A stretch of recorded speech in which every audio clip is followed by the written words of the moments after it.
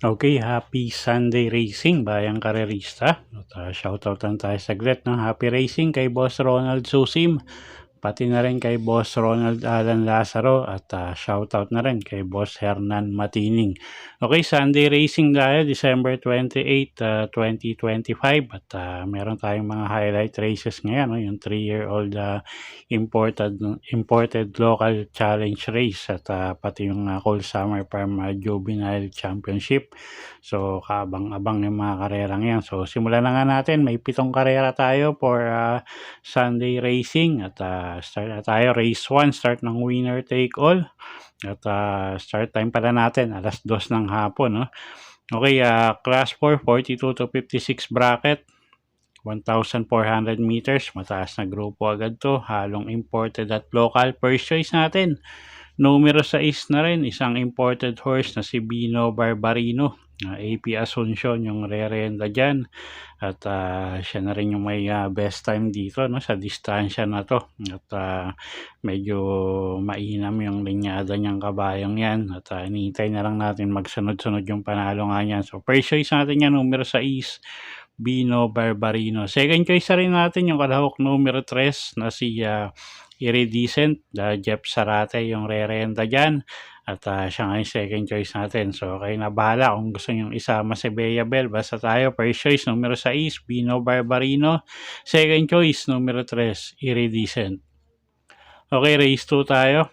Ito na yung isa sa highlight race natin, third leg ng 3-year-old imported local challenge at kaya lang puro imported nga yung kasali, no? So anyway, first choice na rin natin dito yung kalahok numero 3, couple entering reverse merger at Boss Rocket. Si reverse merger may tulin, si Boss Rocket isang deremate, so tingin ko mapapabor sa kanila. Second choice na rin natin yung kalahok numero 1, couple entering anytime anywhere at top customer. At yan din, parehas din may inam yan na dalawang kabayong yan at sila na nga rin yung second choice natin.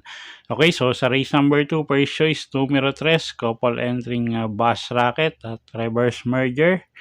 At second choice na nga rin natin yung numero 1, couple entering anytime anywhere at top customer. Okay, next race tayo, race number 3, start ng pick 5. Ito na yung 4th Cool Summer Farm Juvenile Championship Stakes Race. So mga 2-year-old na kabayo, no? At babae at lalaki. So single na natin to, kalahok numero 5 na si Cunningham. Gagabayan niya ni JM Estorque at nakita niya naman yung panalo nito sa maiden race niya. Talagang napaka-igi ni kabayo at mabigat pa yung tinalo niya ron. So single natin yan, numero 5 Cunningham. Kung gusto nyong maglagay ng protection, tingin ko pwede na yung numero 4 na si Lady Outlaw. Gagabayan na yan Alvin Guse. Okay, so sa race 3, single na natin yan, numero 5 Cunningham. Kung gusto nyo mag-protection, pwede yung kalahok numero 4 Lady Outlaw. Okay, race 4 tayo, start ng pick 4. Class 3, 57 to 70 bracket, distansya 1,400 meters. Okay, first choice natin dito, kalahok numero 2, Longevity, AR Villegas yung sasakay dyan.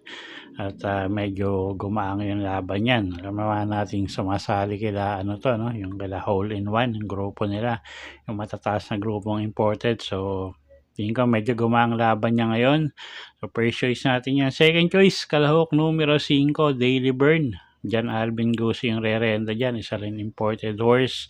At siya nga yung second choice natin. So kayo na bahala kung gusto nyo idagdag yung kalahok numero 4 na si Worshipful Master. Basta tayo, first choice nga natin, kalahok numero 2, Longevity.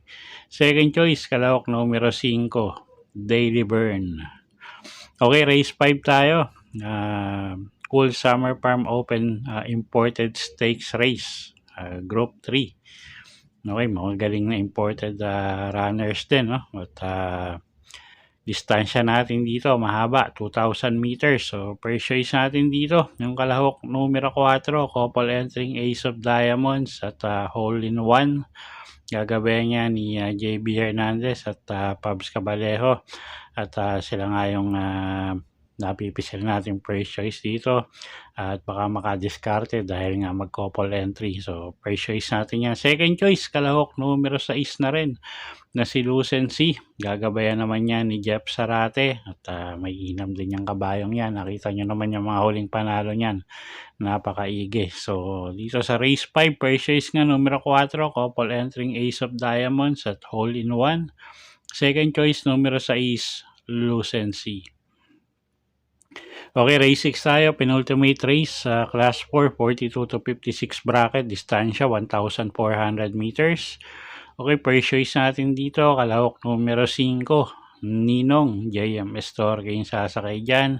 Galing sa bakasyon pero napakagaang ng laban ngayon. So, tingin natin kaya niya yung grupo, no? So, tingin nga natin medyo matibay yan. Numero 5, Ninong.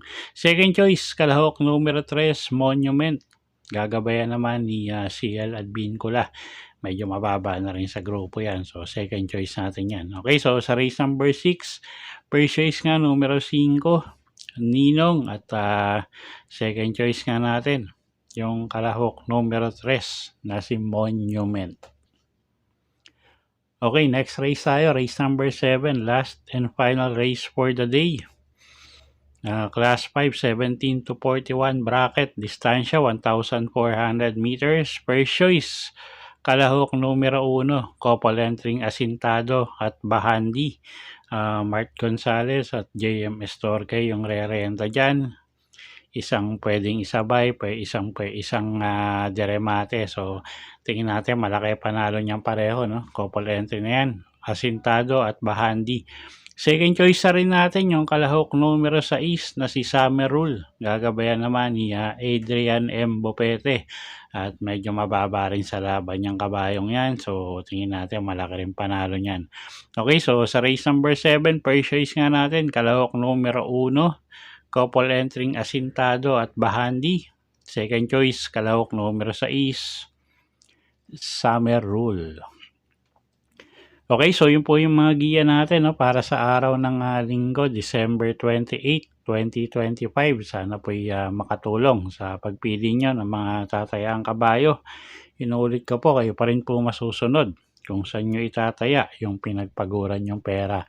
At advance Happy New Year po sa inyong lahat. Mag-ingat po tayo sa mga paputok, no? At yun nga, doble ingat po tayo, bayang karerista. So, Happy New Year po ulit.